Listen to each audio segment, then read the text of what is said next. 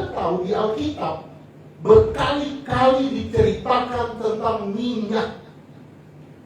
Ketika mengurapi raja itu pakai minyak.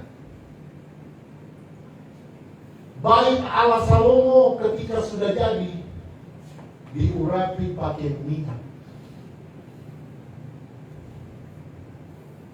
Seperti minyak di kepala Harun yang ke janggut dan jubahnya turun.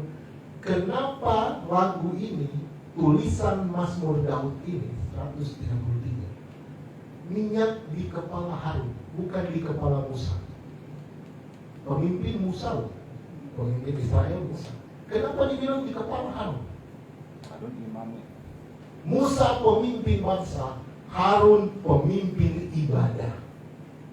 Hamba Tuhan, anak-anak Tuhan. Minyak selalu akan meleleh. Tanpa pengurapan, dengan saudara melayani hidup di dunia ini tanpa minyak, maka di mata Tuhan kita dikategorikan bodoh. Ngapain kamu hidup? Ngapain kamu punya identitas Kristen tanpa minyak? Saudara, ini resikonya besar. Ketika mereka datang di pesta nikah, pintu sudah ditutup. Masuk kan? Tidak. Itu kebodohan kedua. Kita lihat kebodohan ketiga. Simak baik-baik ya. Lukas 12 ayat 20.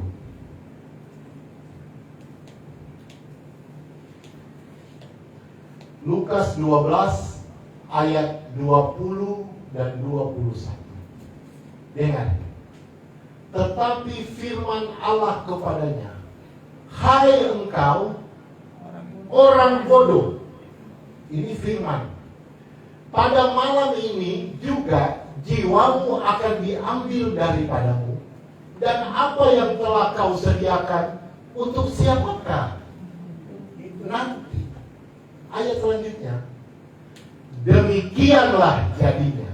Jadi demikianlah orang bodoh itu dengan orang yang mengumpulkan harta bagi dirinya sendiri, jikalau ia tidak kaya di hadapan Allah. Kebodohan jenis ini adalah orang yang kerja, dia mengumpulkan harta untuk dirinya, tapi dia lupa mengumpulkan harta rohani. Saya ingin keluarga Hopi ini dengar baik-baik. Alkitab tidak melarang saudara kerja, malah menyarankan. Tapi ingat,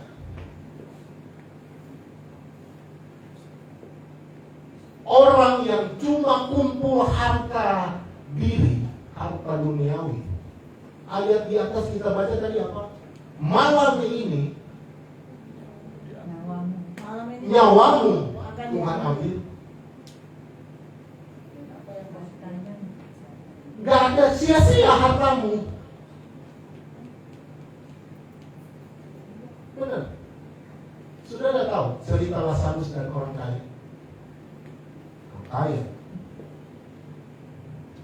derajatnya berbeda. Ini sultan, ini rakyat jelata. Tapi waktu mati dua-duanya, Alkitab jelas tulis Lazarus di pangkuan Abraham. Orang kaya di mana? Udah kepanasan dia. Dan herannya, dia bisa melihat Lazarus dan Lazarus bisa melihat dia. Kemudian orang kaya itu bilang begini, Tuhan, balikan saya ke bumi, bangkitkan lagi. Udah mati dia, dibangkitkan lagi. Biar saya bersaksi, karena saya punya saudara yang mirip kayak saya. Kaya, kaya dirinya sendiri, tidak kaya rohani. Saya mau bersaksi buat mereka. Apa Tuhan bilang? Nggak usah. Di mereka itu ada firman. Oh Tuhan, kalau mereka lihat saya bangkit dari kematian dan saya bersaksi, oh mereka pasti percaya. Saudara percaya kalau orang mati tiba-tiba bangkit? Apa Tuhan bilang? Nggak usah. Kalau orang itu memang tidak mau berubah, mau malaikat pun turun dari langit datang, tidak akan dia bertobat. Kejadian yang sama terjadi kepada Demas. Alkitab bilang apa? Demas meninggalkan Paulus karena mencintai dunia. Jadi saudara, tolong kumpulkan harta di surga. Yang mengat dan karat tidak bisa merusakkan. Terus ini kebodohan terakhir. Galatia 3 ayat 3. Dapat. Ayat 3. Wah, wallpapernya cakep. Ya, adakah kamu sebodoh itu? Apa katanya? Kamu telah memulai dengan roh, maukah kamu sekarang mengakhirinya di dalam daging? Bodoh di mata Tuhan dibilang begini, kamu mulai dengan roh. Awalnya rohani, tapi endingnya roh halus.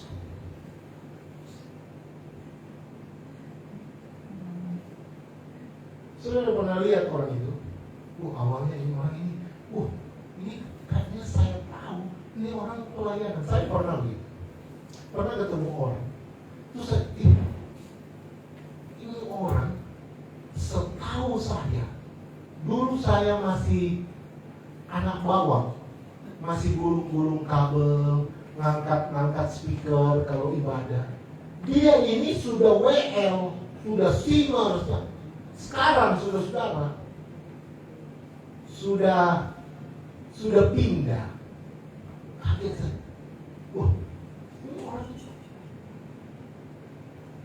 dimulai dengan roh, diakhiri dengan daging.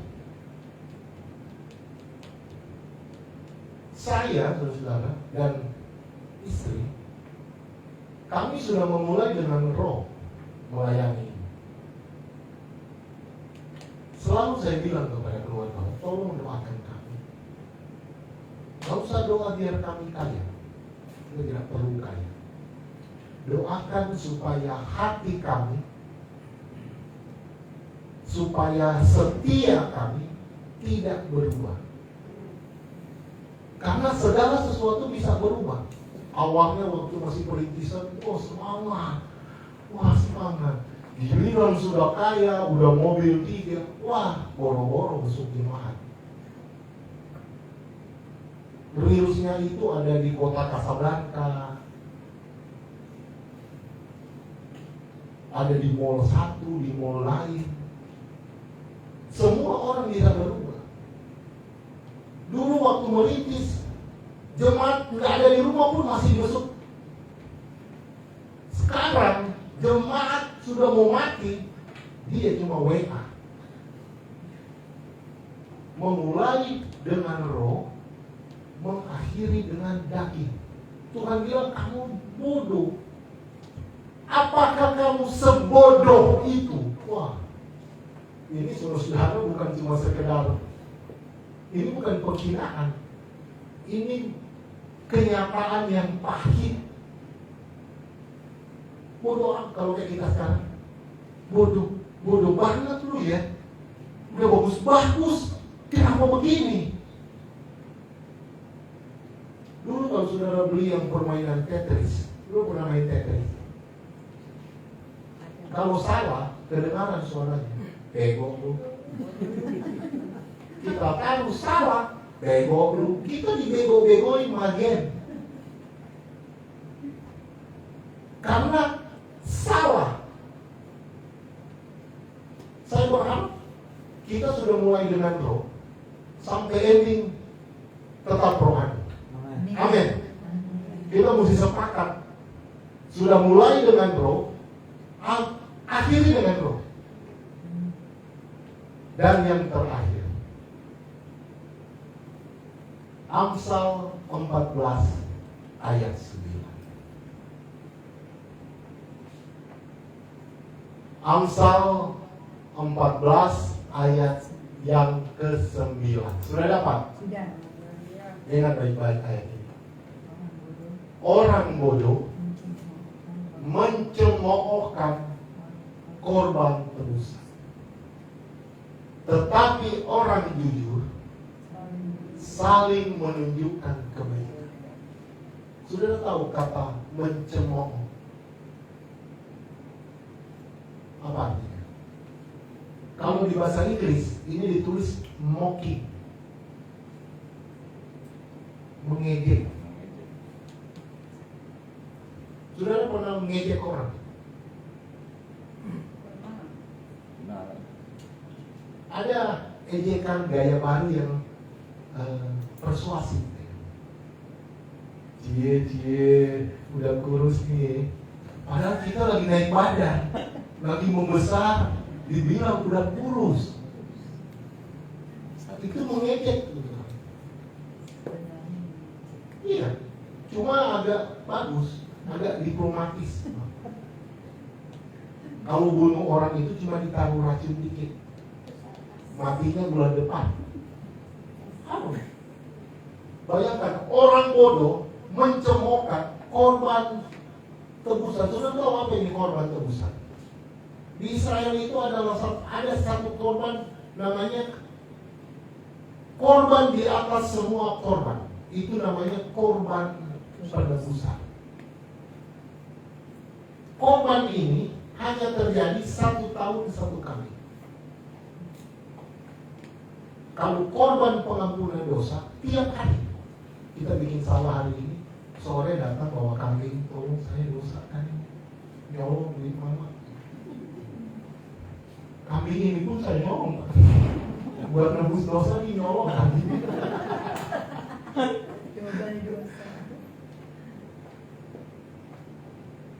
Tapi korban penebusan, imam besar itu setahun sekali membawa darah anak domba yang tidak bercacat.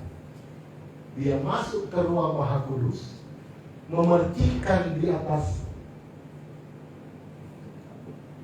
pendamaian, tutup pendamaian.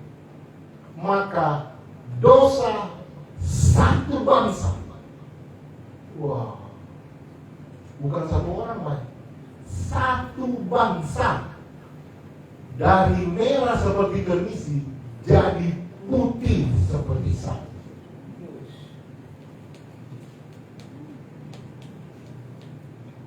Kalau saudara baca King James Version, di situ ditulis orang bodoh dia mengejek dosa.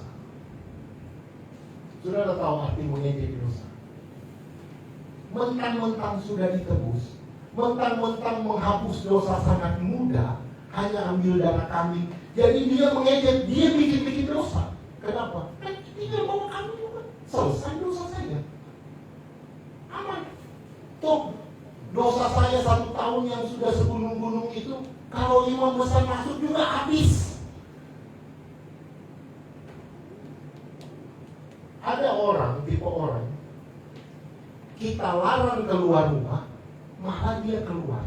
Ada itu sebenarnya. banyak. Ini orang dilarang malah bikin. Ya, itu namanya mocking.